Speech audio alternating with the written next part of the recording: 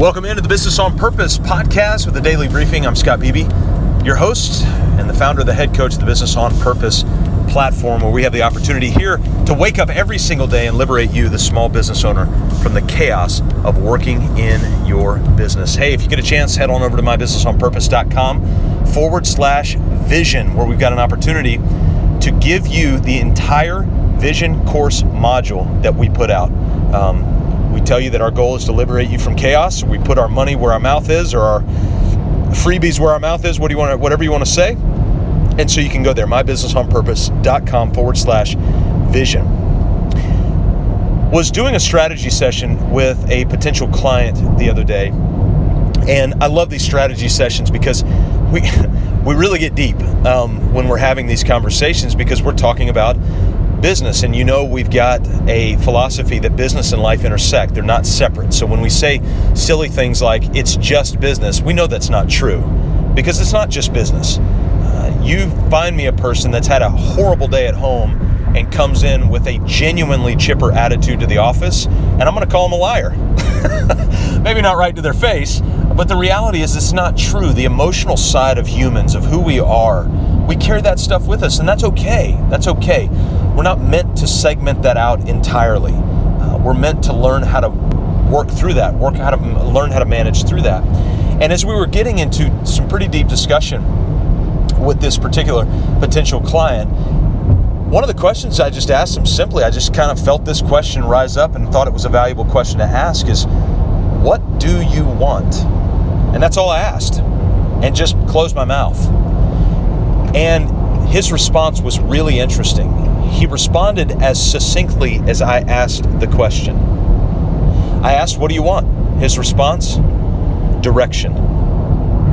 That's what I want. Direction. You know what he really wanted? He really wanted vision. We get asked all the time, what's the difference between vision, mission, and values? And if you go to our podcast episode, I think it's 45, 46, and 47, you'll find a detailed description of what that is. And vision in and of itself is a detailed snapshot of the future of your blank, your business, your family, your marriage, your kids, whatever it is. But it's a detailed snapshot of the future of whatever that is. Now, with that being said, we look at vision and think, wow, vision, it's this modern concept. Peter Drucker, Jim Collins, Harvard Business Review came up with vision. Where did vision come from? Is it new? Is it novel? Is it recent? It's actually not at all. It's incredibly historic. In fact, I would argue that vision is prehistoric. It's before the beginning of time. Why? I'm convinced that God created the earth, and I'm convinced that he did it at his own accord. Now, we could argue that point, but even if you disagree with me on that point, I want you to hang with me. So in my conviction that God created the heavens and the earth and created them from an atmosphere that was formless and void, in that he had to have had a vision in the creation. Before anything can be created, it's got to have a vision. You've got to have a detailed snapshot of the future of that thing. Does it have to have all the details? No, it doesn't. So I'm going to argue that vision is not new, it's not novel, it's not recent. Vision is prehistoric. It's exactly what God used to create the heavens and the earth. It was a vision of what he saw, the earth, the mountains, the streams, the plants, the vegetation, the animals, human beings, those sorts of things. God had that vision in his mind, and then, according to the Bible, he spoke, and it was created. I don't get it. I do believe it, but I don't get it. And so, with this idea of vision, again, regardless if you agree or not on the methodology behind creation, what I'm going to ask you to stick with me on is the history behind vision.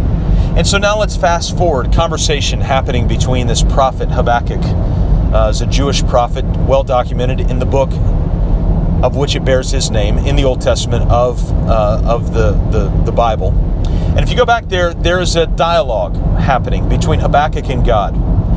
And Habakkuk's whining in the first chapter of that book that bears his name. And finally in chapter 2, God speaks up and he says, I want you to write the vision down so that those who read it may run, and wait for its appointed time.